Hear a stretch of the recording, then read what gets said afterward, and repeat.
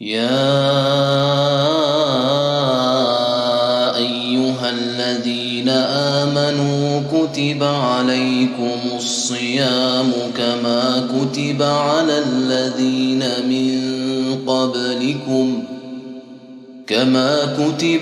الذين من قبلكم لعلكم تتقون أياما معدودات فمن كان منكم مريضا أو على سفر فعدة من أيام أخر وعلى الذين يطيقونه فدية طعام مسكين فمن تطوع خيرا فهو خير له وأن تصوموا خير لكم إن كنتم تعلمون شهر رمضان الذي أنزل فيه القرآن هدى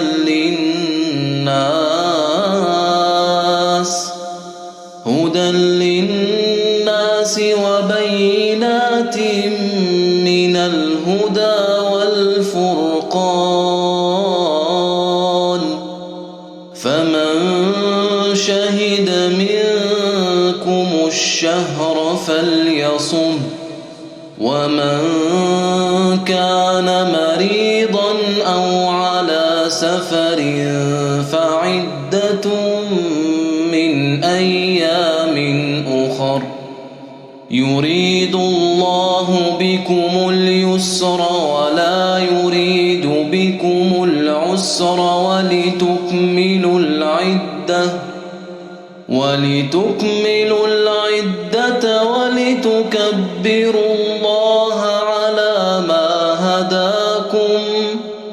ولتكبروا الله على ما هداكم ولعلكم تشكرون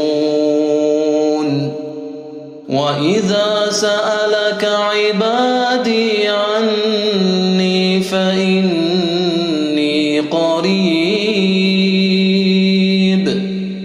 فإني قريب أجيب دعوة الداع إذا دعان فليستجيبوا لي وليؤمنوا